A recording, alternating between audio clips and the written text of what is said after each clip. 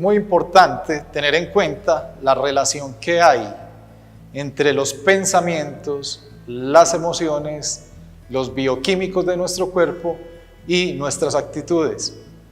Dependiendo de cómo pensamos, generamos emociones que a su vez activan bioquímicos que pueden ser beneficiosos o que nos pueden dejar vulnerables ante diferentes enfermedades.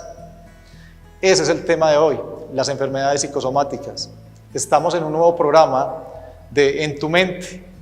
Conecta Televisión desde el Retiro Antioquia. Bienvenidos.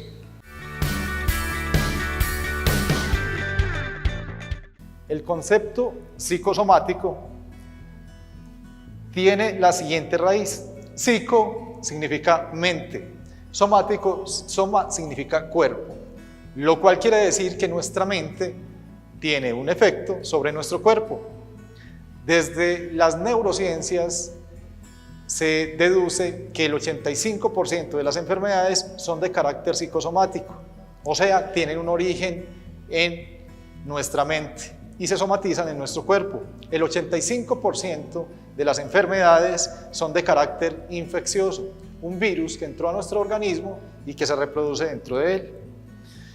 Dentro de este cuadro vamos a encontrar la relación de nuestra mente-cuerpo. Cuando una persona genera un pensamiento de autoapreciación de ser un fracasado, genera emociones de tristeza y de depresión, lo cual conlleva a que la persona se comporte con apatía, indiferencia, sin entusiasmo, con pesimismo, desesperación y se aísle.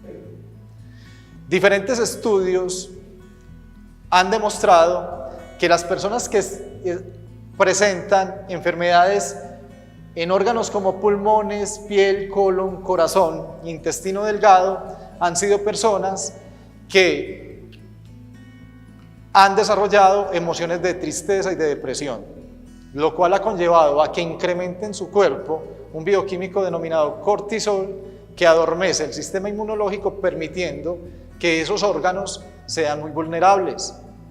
En otro aspecto, cuando una persona desarrolla una autoapreciación de amenaza, tiende a generar emociones de miedo y de ansiedad. Se ha detectado que el miedo y la ansiedad genera en la persona lo que se conoce como parálisis. La persona está permanentemente a la expectativa, está permanentemente a la defensiva y se vuelve una persona evasiva. En las investigaciones que se han desarrollado, se ha detectado que órganos que se han visto comprometidos ante esas emociones son los riñones, la vejiga y el estómago. Entonces, no es de extrañar que las personas que son muy ansiosas generan enfermedades estomacales, gastritis, úlceras. Cuando una persona tiene una autoapreciación de injusticia, desarrolla lo que son emociones de rabia y de ira. Cuando una persona permanentemente está con ese tipo de emociones, empieza a actuar con resentimiento, irritabilidad, es defensivo y puede tornarse en una persona agresiva. Se ha detectado que esas emociones impactan directamente en el hígado. Por eso no es extraño escuchar cuando una persona dice: fulano de tal me cae al hígado, porque tiene toda la razón. Se incrementan ciertos bioquímicos que nos hacen vulnerables en ciertos otros bioquímicos, permitiendo que órganos del cuerpo sean afectados. Nos han enseñado que hay enfermedades que son de carácter hereditario y realmente lo que heredamos es la manera de cómo desarrollar esas enfermedades. ¿Partiendo de qué? Del pensamiento. Entonces, dependiendo de cómo estoy pensando, esos pensamientos hacen que genere dentro de mí, basado en las emociones que genero, bioquímicos que pueden poner vulnerables diferentes órganos de mi cuerpo, impactando directamente en la calidad de mi vida. El origen de Estos temas psicosomáticos se conocen como anclajes. ¿Qué son anclajes? Son neuroasociaciones que hacemos entre un estado interno intenso y un estímulo externo. Entonces, quiere decir esto, que dependiendo de lo que yo he idealizado de la vida, del entorno, así es como voy a pensar frente a las diferentes situaciones que me toca afrontar con el entorno. Y dependiendo de cómo reacciono yo, eso va a conllevar a que se genere dentro de mí bioquímicos, emociones, y que actúe de una manera que puede ser reactiva o tranquila.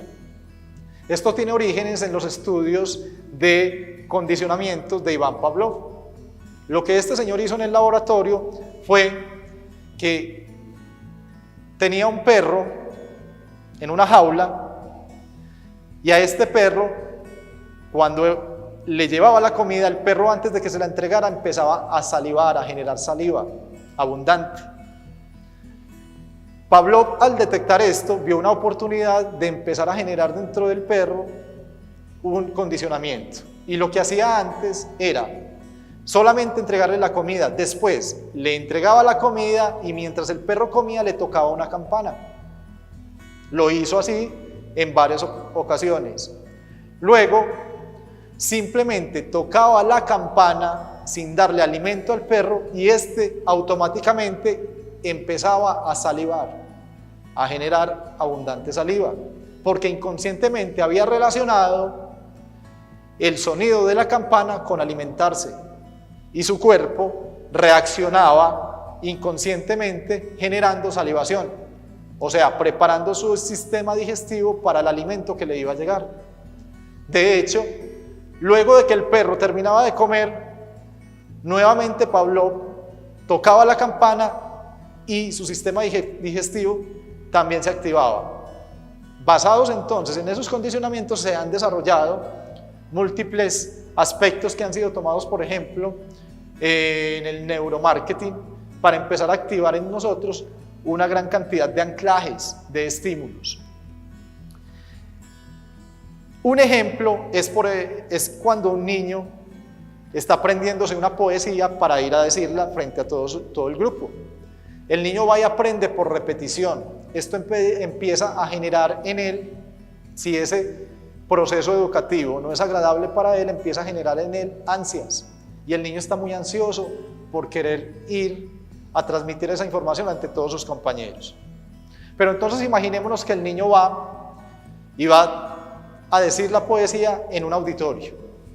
Imaginémonos que el niño sube al escenario, toma el micrófono y resulta que de pronto el micrófono se le cayó, o resulta que de pronto el micrófono presentó un cortocircuito y al niño lo encalambró. Eso genera en él un impacto emocional que puede conllevar en un alto porcentaje a que el niño de pronto olvide el mensaje que iba a transmitir o lo diga de una manera más prevenida, y puede generar en ese niño también un concepto o un programa limitante que a medida cuando él vaya creciendo y convirtiéndose en hombre le impide hablar en público. Y encontramos personas adultas que permanentemente dicen lo mismo: yo no soy capaz de hablar en público porque me bloqueo. Posiblemente fue que esa persona en su niñez vivió una experiencia que lo marcó, le generó un anclaje y a su vez se desarrolló un programa limitante para poderse expresar ante un grupo de personas. Hay personas que, por ejemplo, van conduciendo y lastimosamente un perro salió, no dio la oportunidad de que la persona frenara y atropelló el perro. Ese es un evento que también puede generar un anclaje limitante para esa persona, porque de ahí en adelante, partiendo de esa emoción que generó, cuando vea a un perro y esté conduciendo, va a generar una tensión y va a generar emociones reactivas que no van a permitir que la persona esté tranquila en el momento de la conducción. Esto nos ha sucedido en diferentes aspectos de la vida a cada uno de nosotros y conlleva a que reaccionemos de maneras quizás inadecuadas en ciertos momentos. Cuando nosotros podemos identificar esos eventos por medio de terapia, podemos encontrar el evento que está almacenado en nuestra mente inconsciente, pasarlo a la mente consciente y desde ahí transformarlo para una experiencia empoderadora. Existen entonces 3 tipos de anclajes. Anclajes auditivos, que pueden ser, por ejemplo, canciones que nos pueden llevar a generar emociones de alegría, de tristeza, de añoranza. Tenemos otro tipo que son sensoriales. Los aromas, por ejemplo, los perfumes nos pueden devolver a situaciones y eventos agradables o no. Y tenemos el otro que son visuales. Dependiendo de lo que tenemos en nuestro entorno, eso también va impactando en la toma de decisiones que nosotros debemos ejecutar diariamente. Es un tema muy interesante. Los invito entonces a una pausa comercial. Estamos presentando En tu mente. Conecta 30 años.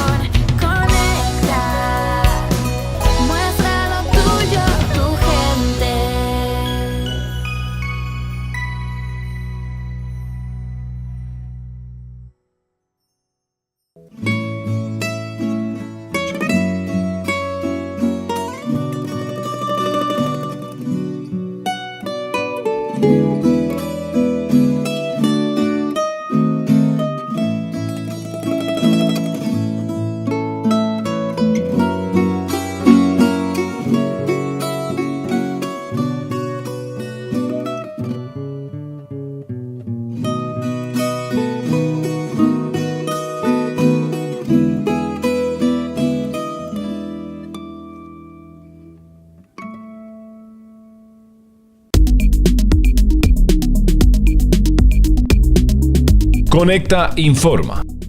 Se están realizando cortes en los servicios a los usuarios con 2 o más facturas vencidas. Realiza tus pagos oportunamente en la oficina de Conecta y evita sobrecostos de reconexión.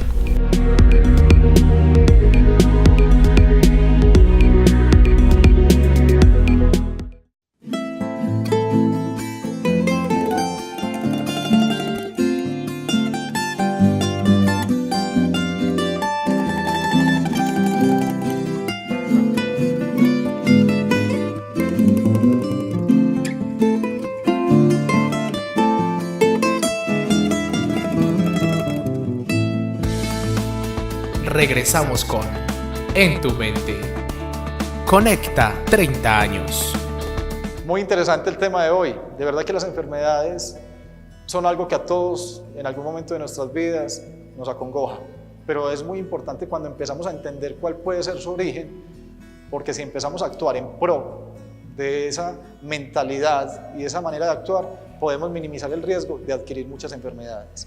Existen entonces temas, por ejemplo, les voy a dar un ejemplo de cómo puede una persona desarrollar una enfermedad psicosomática basada en una experiencia traumática. Entonces, imaginémonos que hay una niña que está jugando con sus compañeritos al borde de una piscina y que quizás la niña no sabe nadar. Pasan los niños corriendo, alguno de ellos la empuja y la niña cae al agua. ¿Qué es lo que ella empieza a percibir, a sentir del entorno y dentro de ella? Se siente supremamente desesperada, empieza a actuar desesperadamente, se siente impotente, quiere gritar, quiere hacer una cantidad de cosas, pero no es posible en ese momento. Toda esa emoción se incrementa a su máximo nivel, pero también a su vez empieza a activarse otros sentidos, como por ejemplo el oído. Entonces, ella en ese momento genera una emoción de desesperación y de impotencia. Luego empieza a percibir inconscientemente los sonidos del entorno y puede escuchar personas que están gritando: la niña se está ahogando, la niña no puede respirar, ayuda, ayuda. Luego puede que alguien, un salvavidas, se meta por ella, la saque de la piscina, la revivan y la niña supere ese evento físicamente. Es posible, y en un alto porcentaje, de que más adelante esa niña, como quedó generado dentro de su mente inconsciente, lo que se conoce como un anclaje o un engrama, es posible que en algunos momentos donde ella sienta emociones de desesperación o de impotencia, empiece a relacionarlo con el evento vivido y su mente inconsciente actúe en el cuerpo generando lo que se conoce como asma. Ella piensa que el origen del asma es físico, pero realmente puede tener un origen basado en una experiencia negativa. Y se suele presentar en un alto porcentaje. Por eso es que cuando estamos en una terapia, la persona, si llega a ese momento en que se originó, puede superar un tema asmático. Los invito entonces para que veamos un video muy interesante en cuanto a la relación de la mente y la somatización.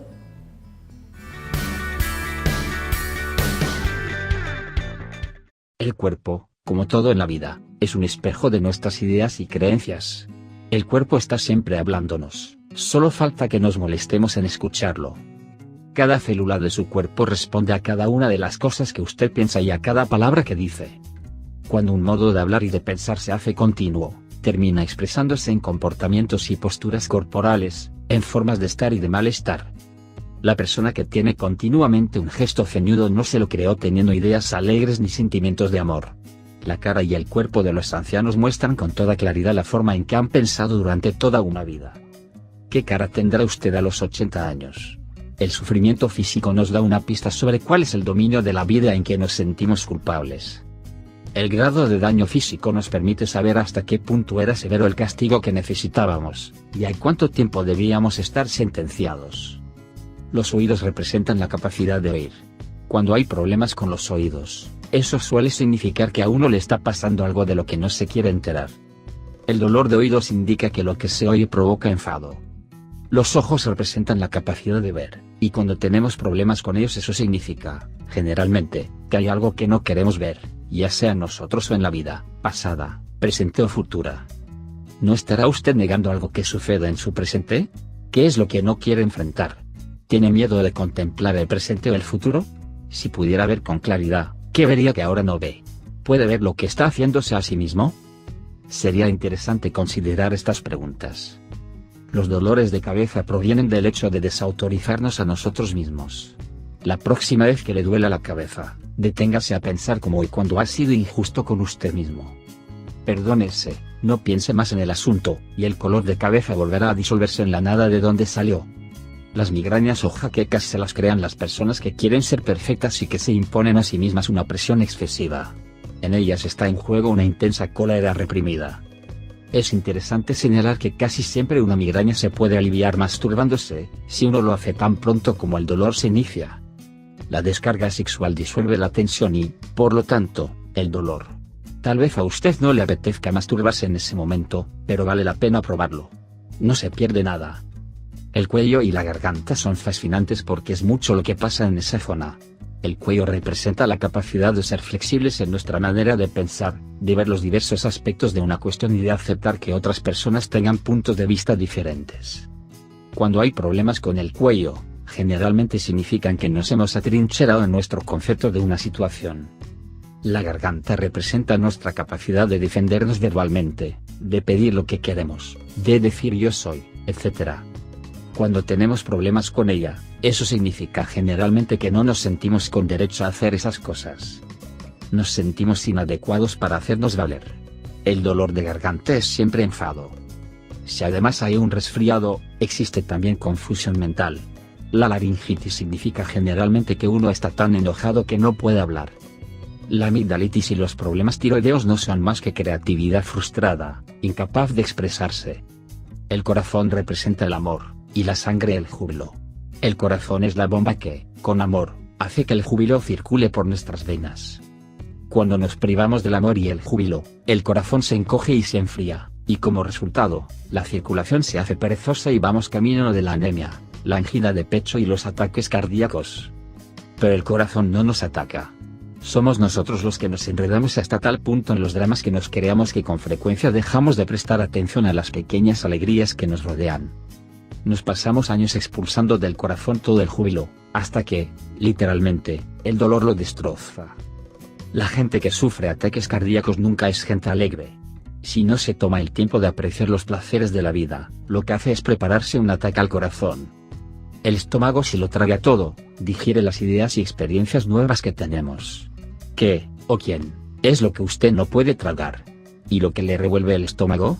Cuando hay problemas de estómago, eso significa generalmente que no sabemos cómo asimilar las nuevas experiencias, tenemos miedo. Las úlceras no son más que miedo, un miedo tremendo de no servir para. Tenemos miedo de no ser lo que quieren nuestros padres o de no contentar a nuestro jefe. No podemos tragarnos tal como somos, y nos desgarramos las entrañas tratando de complacer a los demás. Por más importante que sea nuestro trabajo, interiormente nuestra autoestima es bajísima, y constantemente nos acecha el miedo de que nos descubran. En este punto, la respuesta es el amor. La gente que se aprueba y se ama a sí misma jamás tiene úlceras. Sea dulce y bondadoso con el niño que lleva dentro, y ofrézcale todo el apoyo y estímulo que usted necesitaba cuando era pequeño. El colon representa nuestra capacidad de soltar y liberar aquello que ya no necesitamos. Para adaptarse al ritmo perfecto del fluir de la vida, el cuerpo necesita un equilibrio entre ingesta, asimilación y eliminación. Y lo único que bloquea la eliminación de lo viejo son nuestros miedos. Aunque las personas estreñidas no sean realmente mezquinas, generalmente no confían en que siempre vaya a haber lo suficiente.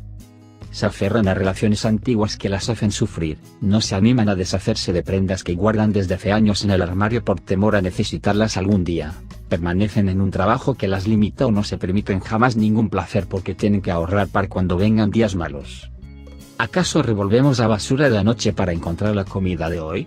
Aprendamos a confiar en que el proceso de la vida nos traerá siempre lo que necesitemos. En la vida, las piernas son lo que nos lleva hacia adelante. Los problemas en las piernas suelen indicar un miedo a avanzar o una renuncia a seguir andando en cierta dirección. Corremos, nos arrastramos, andamos como pisando huevos, se nos aflojan las rodillas, somos patituertos o patizambos y nos quedamos patitiesos. Y además, tenemos los muslos enormes, coléricamente engrosados por la celulitis, llenos de resentimientos infantiles. Con frecuencia, no querer hacer algo produce algún problema menor en las piernas. Las venas varicosas significan que nos mantenemos en un trabajo o en otro lugar que nos enferma. Las venas pierden su capacidad de transportar alegría. Pregúntese si está marchando en la dirección en que quiere ir. Las rodillas, como el cuello, se relacionan con la flexibilidad, solo que ellas hablan de inclinarse y de ser orgulloso, del yo y de la obstinación. Con frecuencia, cuando avanzamos, nos da miedo inclinarnos y nos ponemos tiesos. Y eso vuelve rígidas las articulaciones. Queremos avanzar, pero no cambian nuestra manera de ser. Por eso las rodillas tardan tanto en curarse, porque está en juego nuestro yo. El tobillo también es una articulación, pero si se daña puede curarse con bastante rapidez. Las rodillas tardan porque en ellas están en juego nuestro orgullo y nuestra autojustificación. La próxima vez que tenga algún problema con las rodillas, pregúntese de qué está justificándose, ante qué está negándose a inclinarse. Renuncia a su obstinación y aflójese. La vida es fluencia y movimiento, y para estar cómodos debemos ser flexibles y fluir con ella. Un sauce se dobla y se mece y ondula con el viento, y está siempre lleno de gracia y en armonía con la vida. Los accidentes son expresiones de cólera, que indican una acumulación de frustraciones en alguien que no se siente libre para expresarse o para hacerse valer. Indican también rebelión contra la autoridad. Nos enfurecemos tanto que queremos golpear a alguien y, en cambio, los golpeados somos nosotros. Cuando nos enojamos con nosotros mismos, cuando nos sentimos culpables, cuando tenemos la necesidad de castigarnos, un accidente es una forma estupenda de conseguirlo. Puede que nos resulte difícil creerlo, pero los accidentes los provocamos nosotros, no somos víctimas desvalidas de un capricho del destino. Un accidente nos permite recurrir a otros para que se compadezcan y nos ayuden al mismo tiempo que curan y atienden nuestras heridas. Con frecuencia también tenemos que hacer reposo en cama, a veces durante largo tiempo, y soportar el dolor.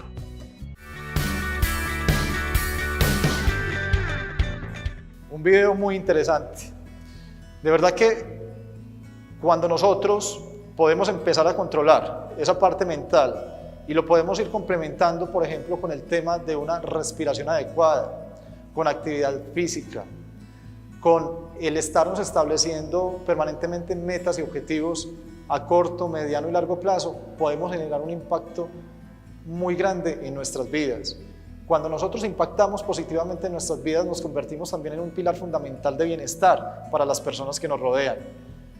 Y vamos generando un ambiente saludable, un ambiente no tóxico. Nos convertimos en personas que aportamos en la vida de los demás. Y a su vez nos vamos empoderando y enriqueciendo cada vez más nosotros en el tema de la calidad de nuestra vida. Hoy tuvimos un tema muy interesante. Les agradezco que me hayan acompañado. Recuerden, mi nombre es Nelson Naranjo, en tu mente, por Conecta Televisión desde el Retiro, Antioquia. Muchísimas gracias.